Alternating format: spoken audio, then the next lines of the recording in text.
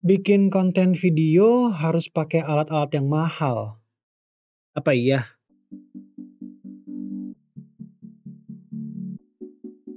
Jumpa lagi di Jagat bersama saya, Rama. Berapa banyak dari teman-teman yang bikin konten menggunakan OBS? Sebuah software broadcast yang open source yang bisa digunakan secara gratis.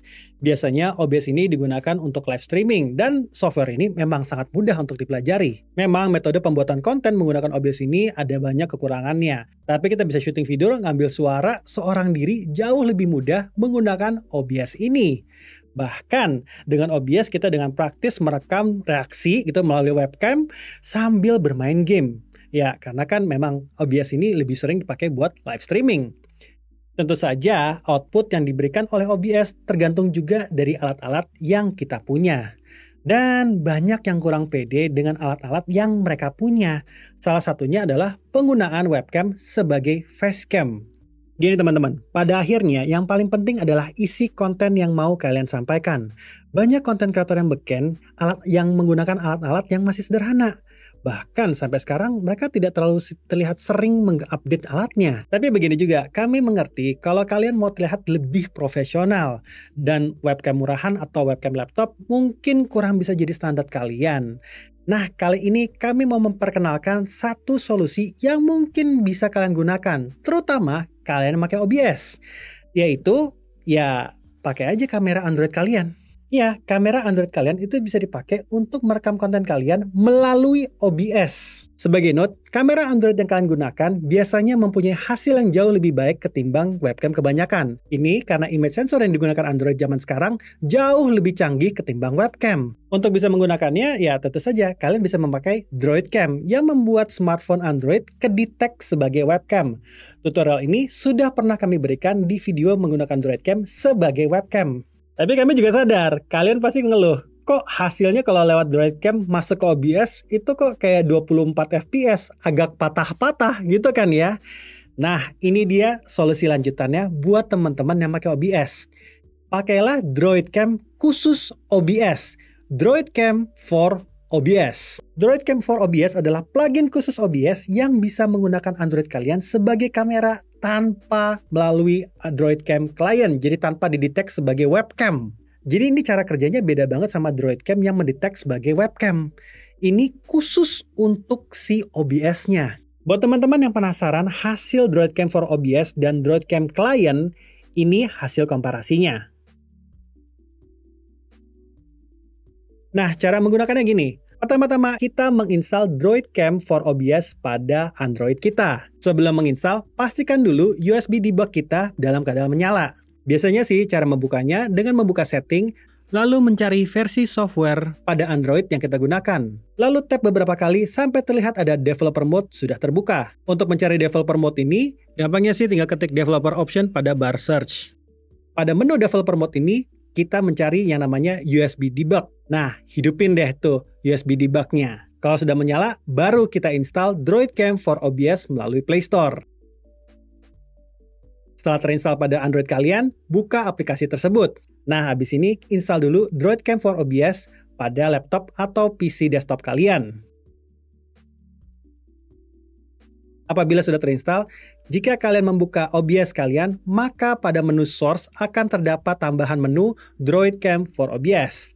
Add source DroidCam for OBS pada profil OBS yang kalian gunakan.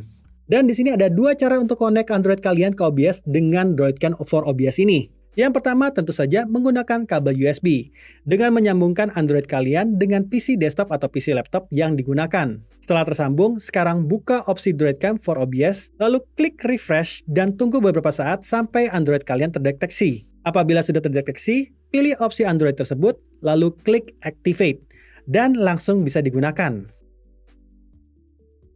Cara kedua adalah menggunakan IP. Tentu saja ini sedikit membutuhkan PC dan Android yang menggunakan Wi-Fi yang sama. Kalian bisa menyalin IP pada OBS melalui angka yang tertera pada aplikasi di Android-nya. Pencet activate dan lalu bisa langsung digunakan. Sejauh kami menggunakan DroidCam for OBS, menggunakannya dengan kabel memang latensinya jauh lebih rendah ketimbang menggunakan IP. Tapi tentu ini tergantung dari bagaimana teman-teman mau menggunakannya. Mungkin teman-teman mau menggunakannya untuk room tour atau sedikit jalan-jalan keliling kamar, atau sekedar facecam dan berbicara ke kamera. Sama seperti DroidCam Client, DroidCam for OBS ini punya beragam fitur yang bisa kita gunakan. Tapi tentu saja beberapa fitur ada yang tidak gratis, jadi di-lock. Bahkan kalau kita memakai versi gratisnya, kita akan melihat watermark DroidCam for OBS. Dalam versi gratis, watermark ini hanya akan hilang kalau kalian memasangnya dalam resolusi 640x480. Tapi tenang, dengan memilih menonton iklan, watermark tersebut jadi tidak kelihatan selama 2 jam. Kalau kalian benar-benar mau full menggunakan fitur-fitur dari DroidCam for OBS ini, ya harus subscribe sebesar 75.000 per tahun, atau sekitar 6.250 perak per bulan. Relatif murah sih buat teman-teman yang nggak mau nonton iklan ya. Nah, mari kita lihat sedikit fitur-fitur yang bisa digunakan pada DroidCam for OBS ini. Yang pertama, tentu saja ada autofocus.